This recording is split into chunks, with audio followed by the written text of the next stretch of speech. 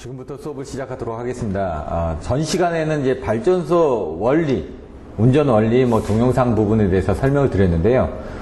동영상을 좀 공유를 해달라고 말씀하시는 분들도 있는데 그거는 사실 조금 힘듭니다. 그래서 안에서 보시는 건 지장이 없는데 아무래도 저작권적인 문제 때문에 이런 것들이 배포돼서는 안 되는 부분들이 있으니까 그런 것들은 좀 양해를 해주시고 배포가 가능한 자료들에 대해서는 저희가 전달을 해드리고 아까 그런 것들을 꼭 가지고 계시지 않더라도 기본적인 개념만 가지고 계시면 되기 때문에 크게 문제되지는 않고요. 추후 시간이 되는 대로 제가 그냥 만들어가지고 동영상을 하는 것들은 문제가 되지 않으니까 그런 것들은 오픈을 하겠지만 다른 사람들에 대한 그런 자료들에 대해서는 좀 소중하게 생각하고 좀 조심해서 활용을 해주시기 바라겠습니다. 왜냐면 그 사람들 나름대로의 어떤 그 노력이 깃들여져가지고 만든 자료이기 때문에 그런 것들을 다 돈으로 쳐야 되는 건데 우리나라만 그 돈으로 안 치는 것 뿐입니다. 그래서 그런 부분이 이제 우리나라도 돈으로 지금 어느 정도씩 다 대우를 받고 있는 상황들이거든요. 예를 들어 다른 학원, 전기 사이버 기술 학원이라든가 이런 데서 지금 다 동영상으로 강연들을 하고 있습니다. 근데 이런 것들을 보면은 일부는 CD로 해가지고도 다 팔고 있죠. 몇십만 원씩. 근데 그게 이제 돈 조금 주고 산다고 해서 그게 도움이 되느냐, 그게 아니라 자기가 돈을 들이면 들인 만큼 어차피 그 본전을 뽑기 위해서 오프라인이든 온라인이든 시간을 할애를 합니다. 그래서 공짜는 없다 세상에. 여러분들 공짜 없이 여기 힘들게 나와서 하는 그런 부분들 공짜는 없습니다. 여러분이 일한 만큼 나중에 그게 다 도움이 돼서 여러분들한테 돌아올 일이 있을 겁니다. 여러분 인맥으로 해가지고 도움을 받을 수도 있는 거고 오늘 여기 몇 분 안 오셨지만 평생 갑니다. 이 내용들 서로 같이 힘들게 공부하고 했던 부분에 대해서 뭔가 도움을 줄 수도 있는 거고 도움을 받을 수도 있는 거고 서로 이제 부담을 느끼지만 그래도 서로 간에 조금 최소한의 성의 표현을 할 수 있는 그런 부분이 있으리라고 생각을 합니다. 돈을 따지는 게 아니라 그냥 어떤 기회가 됐을 때 잠깐 도와준다든가 상부상조 하는 거죠. 예를 들어 결혼식 할 때 우리가 축의금 내고 상 당했을 때 조의금 내고 하는 것처럼 조그만 부분이지만 그런 것들이 모이다 보면 여러분들한테 큰 도움이 됩니다. 여기 모여서 여러분들 쉬는 시간에 얘기하면서 여러 가지 얘기하면서 얘기하는 것들 이런 것들 다 조금씩 다 도움이 되는 거거든요. 왜냐면 자기가 경험하지 못했던 것들을 간접 경험하고 그거로 인해서 시간을 줄이고 돈을 줄이고 그리고 여러 가지 환경들을 줄일 수 있는 상황을 만들어갈 수가 있으니까요. 제가 이제 말씀드리는 것도 그런 측면에서 말씀드리지만은 부족한 부분이 많습니다. 그 부족한 부분을 여러분들이 저를 채워주시고 제가 여러분들의 부족한 부분을 채워주면서 강의를 진행하다 보면은 뭔가 또 더 좋은 발전이 있지 않을까 생각이 됩니다. 나머지 일정들입니다. 오늘 발전적으로 어느 정도를 끝내는데 물론 다 못 끝낼 수도 있습니다. 근데 이제 계속 반복해드립니다. 중요한 부분들만 우선 컨셉으로 이 부분을 상세하게 들어가면 끝이 없습니다. 지금은 이제 이 교재를 준해서 더 좋은 자료들은 많이 있습니다. 근데 그 자료를 다 본다고 해서 자기께 되는 건 아니거든요. 모래성도 지어야지만 됩니다. 벽돌로 언제 짓습니까? 벽돌로 올리다 보면 금방 지치죠. 왜? 옮기다가 지칩니다. 근데 모래성은 옆에 또 모래 가지고 그냥 지으면 되죠. 물 오면 다시 지면 다시 또 지면 됩니다. 그만큼 빨리 없어지지만 또 빨리 질 수가 있습니다. 마찬가지로 공부도 여기 여러 가지 일정들이 있지만 그날 배운 거 그날 해서 조금씩 짓다 보면 이게 튼튼하게 뭐가 안 되는구나 이게 안 되는 거 아니까 그 다음 어떻게 합니까? 모래에다가 집도 집어넣고 뭣도 집어넣고 하면서 뭔가 나무도 꽂고 밖에다 뭐도 쟀고 하면서 조금씩 바꾸다 보니까 이제 콘크리트도 나와가지고 콘크리트 안에다 모래 배합해가지고 넣고 그러다 보니까 이제 철근도 집어넣고 이러면서 발전한 거 아닙니까? 지금 전부 다 시행착오를 거쳐서 발전한 겁니다. 공부도 마찬가지입니다. 그래서 조금씩 시행착오를 하면서 여러분들의 경험을 공유를 하시면 더 좋지 않을까 생각을 합니다. 힘들지만 끝은 있습니다. 근데 그 끝이 예를 들어 선을 나올 때 저기 한 줄기 빛을 보면서 가는 겁니다. 아예 빛이 없다고 그러면은 어떻게 될지 모르겠지만은 저희는 이제 뭔가 이제 여러분들한테 조금이라도 빛을 드리고자 노력하는 거죠. 그럼 빛이 여러 개 있다. 그러면 어딘지 모르게끔 갈등을 하겠죠, 지금. 근데 이제 여러분들이 그 중에 원하는 빛을 하나를 찾아가지고 그 길을 똑같이 찾아가다 보면 언젠가 터널의 끝은 나올 거라고 생각을 합니다. 제가 여러분들한테 한 줄기 빛이 되기 위해서 조금씩 하지만 그런 부분을 잘 생각을 해보시기 바라겠습니다. 요때 이제 100문제 정도를 진행하고 그 다음에 수업은 어떻게 하냐 8월 9일 날은 문제풀이반을 하고요. 그 다음 8월 16일 날은 휴강입니다. 그리고 8월 16일에다 치자면 8월 23일인가요? 그때부터 이제 실제 강의가 진행이 됩니다. 오후반부터.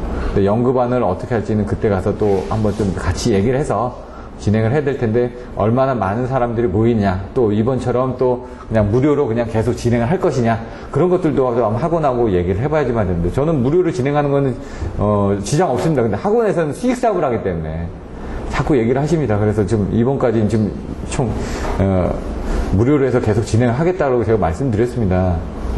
네, 그런 것들은 여러분들이 학원하고 얘기를 해서, 지금 뭐 3년 반 과정들 많이 있으시니까 그냥 신청을 하십시오. 그래 신청을 하는데, 이제 환급과정이 되게 되면 좀 힘듭니다. 환급과정이 되면 저쪽 정기관으로 가야 되니까.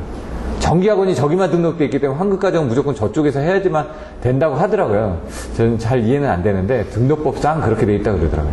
저 뒤에도 지금 뭐 학원 등록증을 갖다 붙여놨는데, 여기는 다른 곳으로 등록이 되어 있기 때문에 환급을 받기 위해서는 그 주소지에서 해야지, 다른 데서 하면은, 예를 들어 학원 여기다 해놓고 지금 다른 데서 가해받는 거하고 똑같다 이거죠. 그래서 그런 부분은 좀 문제가 있기 때문에, 그런 것들은 나중에 협의를 해가지고, 또 몇 분들이 또 희생을 해주셔가지고 환급 과정을 다른 걸로 받는 걸 해서 여기서 또 수업을 하게 됐습니다. 근데 이 이후에도 그렇게 될지는 여러분들 희생이 있었기 때문에 가능한 거거든요. 일부 사람의. 그러니까 저희가 훨씬 더 좋은 환경에서 이렇게 하지만, 저쪽 같은 경우는 좀 환경이 좀 열악한 장소도 있기 때문에 그런 것들은 같이 한번 얘기를 해보셔야 될 것 같습니다. 자, 그러면 이번에는 발전공학 책을 보면서 다시 한번 설명을 드릴 텐데, 중요한 키포인트만 가지고 설명 드릴 겁니다. 한번 살펴보도록 하겠습니다.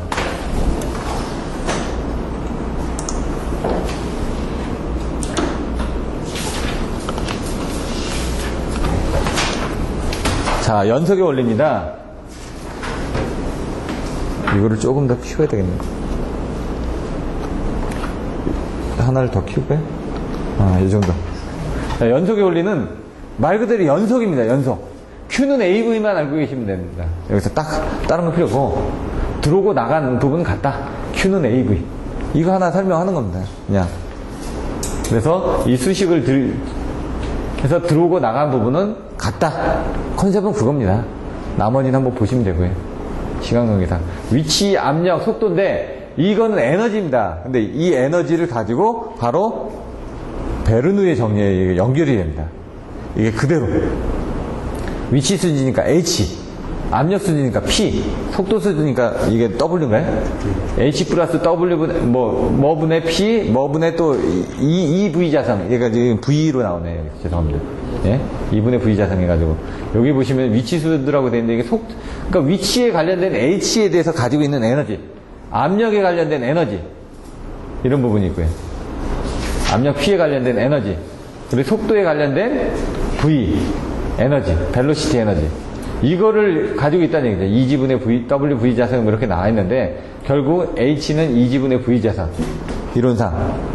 요거를 정리한 게 바로 이 뒤에 있는 베르누의 정리입니다. 자세히. 베르누의 정리에 가서 보시면은, H가 뭐라고요? 위치 에너지. 이건 압력 에너지.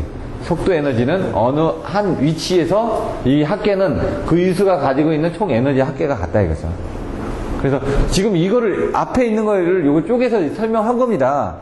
그래서 여러분들이 아실 때는 연속의 원리, 베르누의 정리, 그 다음에 토리첼리 정리. 토리첼리 정리는 이거를 또 응용한 겁니다. 이거를.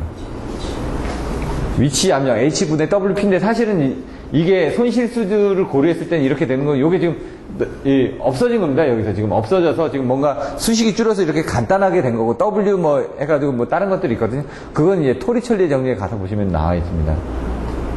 증명하는 것들은 이렇게 여기 WQH 해가지고, 아까 이 WQ가 지금 삭제된 겁니다. 여기서 WQ, QP, WQ, V1의 이지 자성이거든요. 그럼 요거를 지금 삭제를 하면서 H가 됐고, 이 W가 여기 지금 WQ를 나눴습니다. WQ를 나누다 보니까 WQ 없어졌으니까 H 나왔고, WQ를 나누다 보니까 Q는 없어진데 여기 밑에 떨어지면서 W분의 P가 된 거고요. WQ를 나누다 보니까 이게 없어지고 2지분의 V 자성이 된 겁니다. WQ가 다 삭제된 거죠. 유량에 관련된 부분들. 요게 9.8QH가 되는 걸 증명하셔야 해가지고 10점짜리 문제가 나올 수가 있으니까 그런 부분 한번 보여주시면 되고요. WQH에서도 이게 빠졌다. 이 얘기고요. 속도수도 이런 부분이 된다. 위치, 압력, 속도. 처음엔 저수식이고 그게 이렇게 나눠진다. 이게 토리첼리의 정리인가요? 베르누의 정리죠. 이제 헷갈리기 시작합니다. 나중에 토리첼리의 정리가 뭔지, 베르누의 정리가 뭔지. 근데 연속의 원리는 안 헷갈리죠. 연속이니까. 위치수도, 압력수도, 속도수도는 반드시 기억해 놓으셔야죠. 베르누의 정리라고 한다. 자, 그러면 이제 토리첼리의 정리가 나오죠. 토리첼리의 정리는 이제 수조가 나와야지만 됩니다. 수조가 나와서 베르누의 정리에서 V는 루트 EGH가 된다. 요거 보시면 H 플러스 WP분의 뭐 이렇게 나왔는데 그걸 이제 다시 정리하면은 이렇게 나오는 겁니다. 결국 유속계수 나왔는데 결국 이게 토리첼리 정리는 V입니다. 속도. 아까 수조가 있는데 수조에서 여기서 나오는 속도는 뭡니까? 중력가속도하고 그 높이에 관련돼서 나온다는 얘기죠. 증명을 하면은 똑같습니다. 이제 똑같다는 거는 수조라고 그랬죠. 여기의 부분하고 여기하고 지금 자세히 보시면 연속 원리하고 동일하게 여기에서 부분하고 여기서 에너지는 같다. 그 얘기입니다. 들어오고 나온 에너지가. 그래서 첫 번째 에이어치온 부분이 여기입니다. 여기 에너지. 여기 부분은 여기 에너지인데 문제는 이게 수조가 조그만 게 아니라 큰 겁니다. 큰 거기 때문에 얘가 움직이는 속도는 별 차이가 없습니다. 여기서 물 조금 빠진다고 해서 얘가 수위가 변합니다. 바다에서 물 푼다고 바다 수위가 내려가나요? 바다라고 생각하시면 됩니다. P1과 P2 대기압은 같고 여기서 중요한 게 이제 H1하고 H2가 있는데 여기 사이 간격은 분명히 있습니다. 요 간격입니다. 지금 사실은 요게 중요한 게 H1하고 H2가 있고요. 요겁니다. 왜? 여기에서의 에너지, 여기에서의 에너지인데 그 차이가 이 H라는 얘기죠. 그 H를 조심해서 보셔야지만 됩니다. 여기서 그 H를. 거기하고 거기 간격이 H죠. 에너지하고 에너지를 가지고 있는.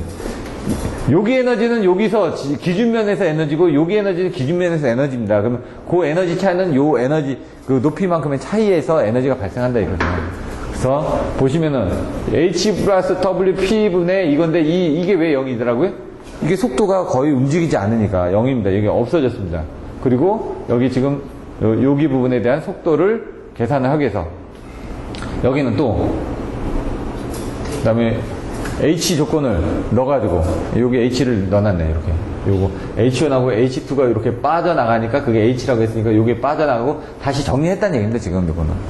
그러면 이렇게 놓고 보니까 요거 없어졌죠. 요거 같으니까 없어졌죠. 그럼 2지분의 V2 자성인데 2지가 이쪽으로 넘어간 겁니다. 그럼 V2에 여기서 나오는 속도는 2GH가 되는데 거기다 루트를 씌운 거죠. 자성이니까. 이겁니다. 어려운 게 없죠. 그러니까 여기서도 베르누의 종류를 모르면 못 씁니다. H 플러스 WP분의 2G분의 V 자성. 요거를 모르면 못 쓰는 거죠. 요 세 개는 같이 외워두셔야지만 됩니다. 만약 나온다 그러면. 이런 소리를 아까 봤죠? 여기서 나오는 거지. P는 WQH에서 9.8 곱하기 해서 나오는 부분. 수력발전소 조합수조. 조합수조가 탱크라고 그랬죠? 위에. 종류가 뭐가 있다고 그랬죠? 네 종류? 예? 단동, 예. 차동, 예. 제주고, 예. 그리고 수시대. 예. 수실력. 근데 단차 수제를 외우라고 그랬죠? 단동, 차동, 수동, 수실형, 재수경형. 단차 수제로 무조건 외우시라고. 자, 볼까요? 수경작용이 있고 서징작용이 있는데 여기에서 보시면은 이 압력을 빼내기 위해서, 왜냐하면 여기서 이 발전소가 멈췄을 때 보시면은 수차의 사용 유리량 변형, 부하가 급격하게 변화했을 때, 그러니까 얘가 막 멈춘다다 그러면 얘가 물이 안 빠져나가지 않습니까? 그러면 어떻게 됩니까? 물이 갑자기 안 빠져가니까 여기에서 막히니까 그 압력이 여기에 막혀있으니까 이쪽을 돌아오면서 압력이 걸 거라는 얘기죠. 그때 이 연결 부위가 약하니까 터져버리는데 그 터지지 않게끔 요 위로 압력을 빼낼 수 있는 수로를 만드는 겁니다. 상부로. 근데 이제 수격은 때리는 거고요. 압력이 때리는 거고, 서징은 물의 압력이 위아래로 움직이는 게 서징인 거죠. 여기서 보시면 그 형태에 따라서 단차 수제 4종류가 있다고 했는데 그 형태에 따라서 어떤 건 수격작용을 흡수하는 거, 어떤 건 서징작용을 흡수하는 거, 이런 식으로 틀려지는 거죠. 수격은 압력입니다. 압력.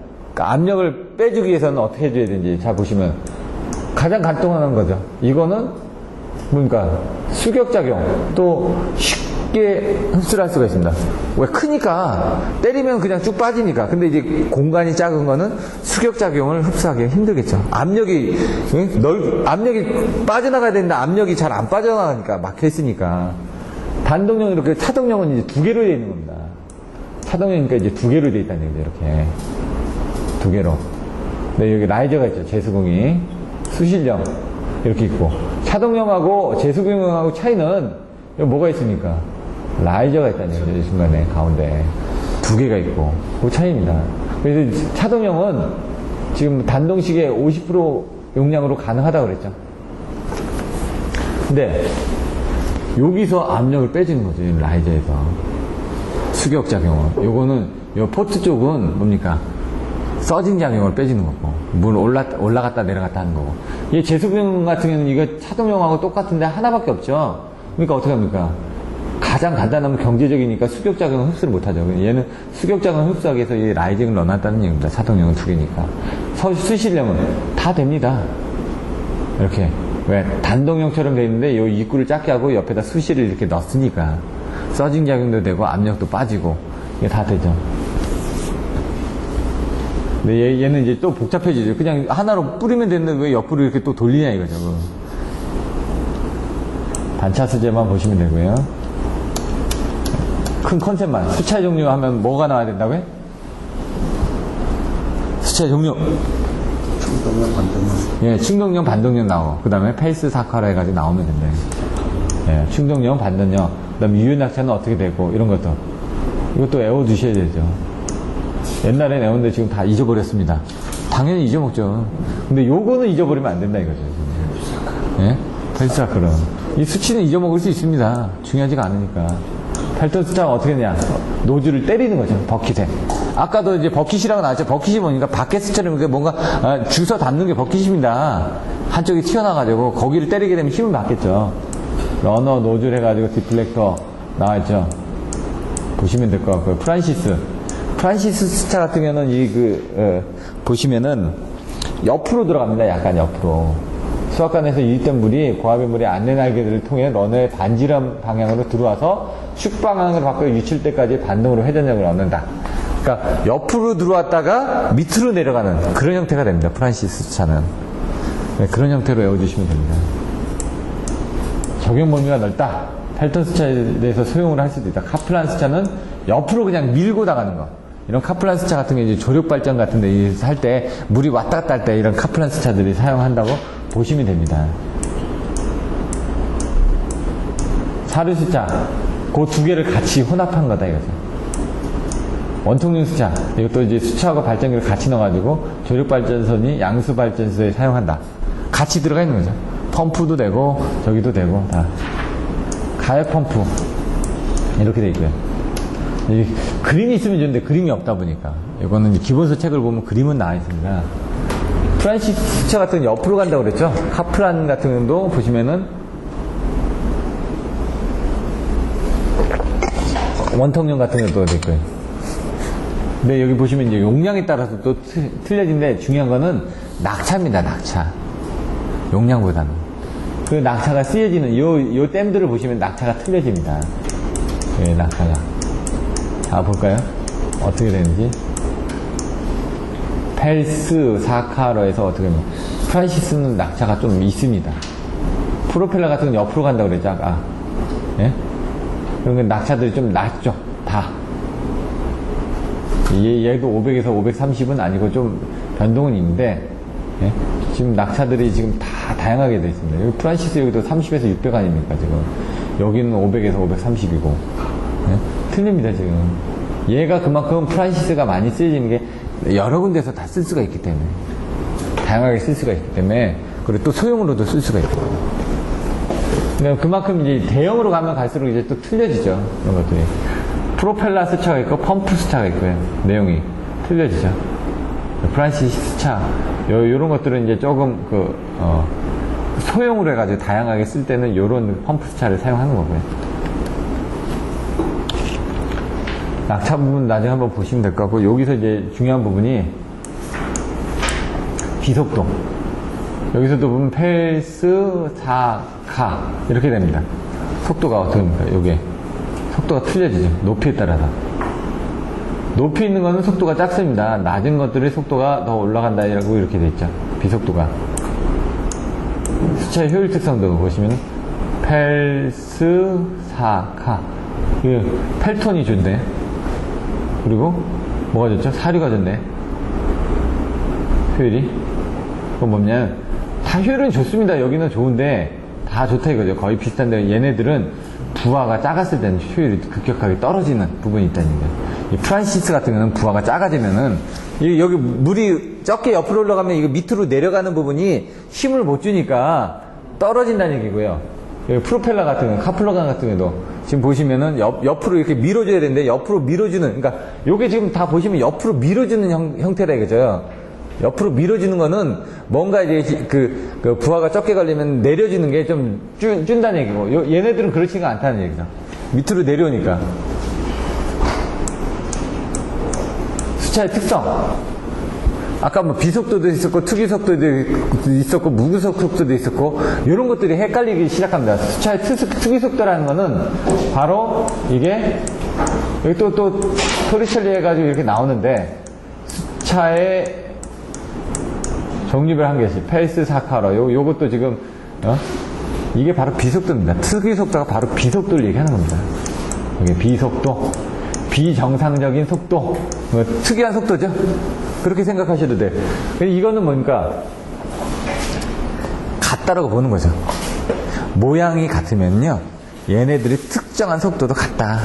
형태가 같으면. 그래서 이걸 모델링 한 겁니다. 그래서, A형 모형 숫자를 이렇게 만들었더니, 그러니까 축소해서 만들었더니 보니까 그렇게 해서 시험을 해봤더니 실제로 크게 만들어도 비슷한 특성을 가지더라. 그래서 기하학적으로 닮은 부분을 1m 1kW를 발생시키라는 필요한 1분간의 회전수를 특이속도를 한다. 특이하게 만들었는데 그거에 1분 동안 똑같은 특성을 만드는데 발생하는 속도가 비슷하더라. 앞에서 봤던 비속도가 이제 특이속도하고 같은 내용이다. 그래서 여기 보시면 러유추해를 외웠습니다. 특이속도할 때 러유출해. 뭐냐? 러너의 주변 속도, 유속, 유량, 출력을 가지고 회전수를 계산한다. 러유출해. 이렇게 회전수를 계산한다. 이렇게 해서 정의를 하면 됩니다. 특이속도를 해서. 결국 회전수가 나와야 되는 거지. 속도니까. 속도가 나오는데 여기 보시면 이 NS가 보시면은 뭐 H분의 4, 5, 뭐 P분의 2분의 1 이것들도 헷갈립니다. 근데 이거는 외워 두셔야지만 됩니다. 숫자의 특이속도를 설명하시오. 숫자의 회전속도 결정 방법에 대해서 설명하시오. 이런 거 25점짜리를 가끔 나오거든요. 나왔을 때 써야 되니까. 근데 이제 나왔을 때 써야 되다 보니까 이제 외워야 되는데, 러유출에 뭐 그때 해가지고 어떻게 했더라 제가? 러너의 주변속도 하면 러너의 주변속도는 속도되지 않습니까? V는 EGH죠. V는 EGH입니다. 그거 쓴 거고. 그 다음에 그 두 개의 합을 딱 보니까 요거는 2분의 1의 관계가 있더라. 해서 H1하고 H2는 2분의 1의 관계가 있다. 이렇게 왜냐면 루트가 되어 있기 때문에 2분입니다. 다른 게 있는 게 아니라 루트 때문에 그렇습니다. 그 다음에 유량은 연속의 원리 아닙니까? 연속의 원리니까 Q는 AV니까 여기에다가 이제 또 넣는 거죠. KVD에서 넣으면은 VD인데 이 D1하고 D2가 나중에 가면 또 바뀌어지게 됩니다. 위아래가 저쪽에 가서 그러면은 Q는 AV에서 4분의 파이 D자선 V에서 Q는 그냥 D자선 V D자선 V 4분의 파이는 빼고 D자선 V가 이렇게 나온 겁니다. 그냥 D자선 V인데 그래서 그 V가 아까 뭐였죠? 여기 있던 H의 2분의 1이었죠? 요게 이쪽으로 들어간 겁니다. 그냥 이렇게 나오면서 또 Q는 D자선 V를 모르면 안 되죠. 근데 A는 4분의 파이 D 아닙니까? D자선 4분의 파이 D자선. 그러니까 요것도 조금만 신경 쓰면 나오고 여기까지 나옵니다. 출력은 P는 9.8QH니까 9.8을 상수니까 이제 같다라고 보고 QH를 보면은 Q가 요 앞에 있었지 않습니까? 지금 앞에 있던 걸 갖다 계속 쓰는 겁니다. 여기 V가 있었으니까 V를 갖다 쓰는 거고 그 다음에 여기 그 A를 갖다 써가지고 그냥 같이 한 거고 그 다음에 Q가 나왔으니까 출력은 P는 Q가 나왔으니까 이 Q 부분이 여기 들어가는 거고요. 들어가면 Q 부분 놔두고 H 여기 있죠. QH에서. Q는 뭐라고요? 여기 나왔던 H하고 D1, D2분의 자성이죠. 여기 D1, D2분의 자성. 여기 자성이 빠졌네. 여기 2자 빠졌습니다. 자세히 보시라면 2자 빠진 거 알겠죠? 왜? 여기는 D가 있는데 없으니까. 그리고 얘가 2분의 뭡니까? 2승이죠? 1승이니까. 2분의 2에다가 2분의 1 더하니까 2분의 3승이 된 겁니다, 여기. 이런 것들도. 딱 보시면 이제 키포인트가 그러면, 러유 출해에서 출력이 나왔으니까 이제 회전수가 나옵니다. 회전수는 N은 D분의 V다. 아까 여기 뭐 D자선 V가 뭐가 있었죠? 여기? Q는 D자선 V다. 이렇게 나왔으니까 N은 D분의 V다. 그럼 N1분의 D분의 V인데 여기 보시면은 D분의 V를 이렇게 나누면 내가 바뀐다고 그랬죠. D1, D2가 위아래가 제가 바뀐다고 그랬지 않습니까? 여기서 D1, D2가 그래서 위아래가 바뀌게 되는 겁니다. 바뀌게 되는데 여기서 보시면은 여기 D가 있으니까 그걸 자성이 있으니까 그걸 나누게 돼 이걸 빼게 되면은 이렇게 나오는 거죠. 이게 H분의 해가지고 요 관계에서 다시 이제 풀어서 나오게 되어 있습니다. 자, D1분의 D2가 어디 있나요? D1분의 D2가 요거하고 P1하고 관계에서 이렇게 관계. 그러니까 지금 보시면은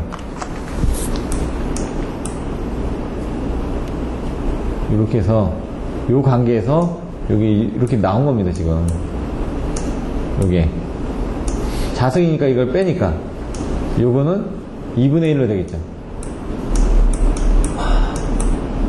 근데 요거는 4분의 6이 되네. 4분의 3이 되겠네. 근데 또 여기 V가 뭐 했었죠? 2분의 1이었었죠? H1에 2분의 1이니까 4분의 2가 되겠죠? 4분의 2가 되니까 4분의 2에다가 이거 4분의 3을 더하니까 이게 4분의 5가 되는 겁니다. 이렇게.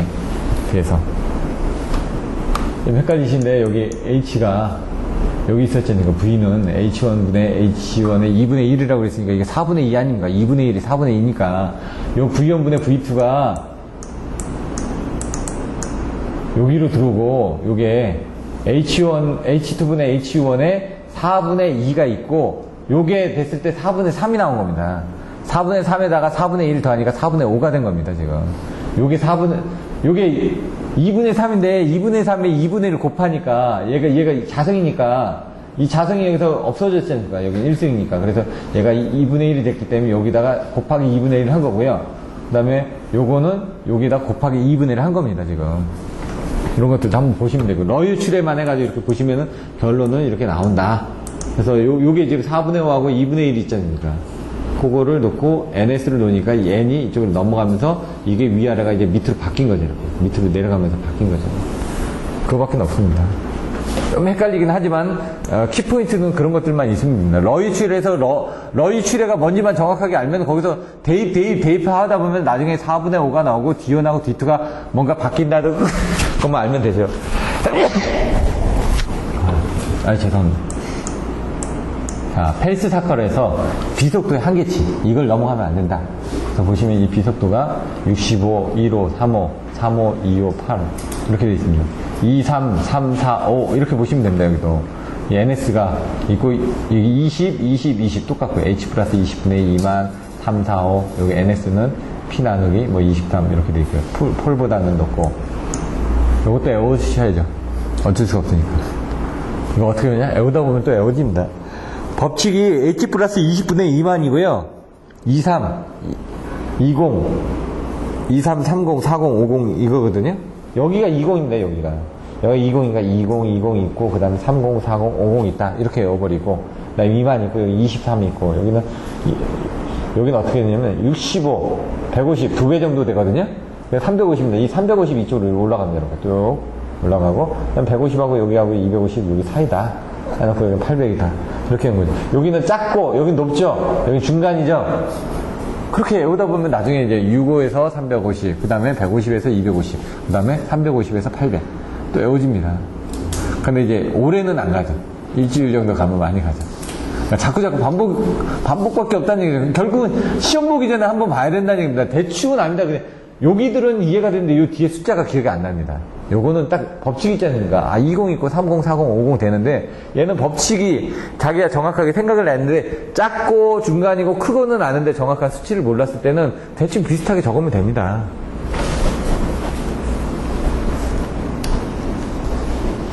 수차, 전학차, 고낙차. 아까 있죠. 낙차가 중요하다고. 유효낙차가. 펠톤 같은 건 어떻게 된다고요? 낙차가 클수록 어떻게 됩니까? 압력이 세니까 펠톤은 어떻게 된다고요? 충격수차 아닙니까? 충반. 펠스 사카러. 이렇게 오라고 말씀드렸죠? 캐비테이션은 뭘까요? 그래서 공동현상처럼 나와서, 예? 부식 또는 침식이 일어나는 부분. 예. 진공이 파괴되면서 주변에 영향을 미치는 현상. 그러니까 물 안에 어떤 그 진공이 걸려있던 기포가 지나가다가 압력이 낮은 데서 파괴가 그 진공이 터지면서 그 주변에 충격을 일으키는. 여기 보시면은 어느 부분의 압력이 포화 증기압 이하로 저하되면 그 부분에 물이 증발하여 기포가 발생하고 그 기포가 압력이 높은 곳에 도달하게 되면 갑자기 터져서 부근의 물체에 충격을 주는 현상. 근데 여기도 보시면 물이 완전히 차지 않는 빈 곳이 생겨서 수차의 효율자, 재료 침식, 진동, 소음을 초래하는 현상. 얘는 복합적으로 보는 거고 그 발생 원인은 왜 발생하느냐. 압력 때문에 발생한 거고 얘는 그거에서 어떤 빈 공간이 있다 보니까 진동도 생기고 그 다음에 소음도 생기고 그게 터지면서 침식도 생기고 진공이 걸리면 어떻게 되는 거야? 보일러 같은 건 진공 걸리면 물 안에 있으면 안 되지 않습니까? 에어 빼주지 않습니까? 그래서 뭔가 밀려있으니까 이게 잘 안 밀려나가는 거거든요. 그 부분을 생각해가지고 적어주시면 됩니다. 공동현상이라는 게 뭔가 이제 차지하고 있다. 이런 얘가 생각하시면 되죠. 이거는, 어떻게 였죠, 이거는? 장애현상.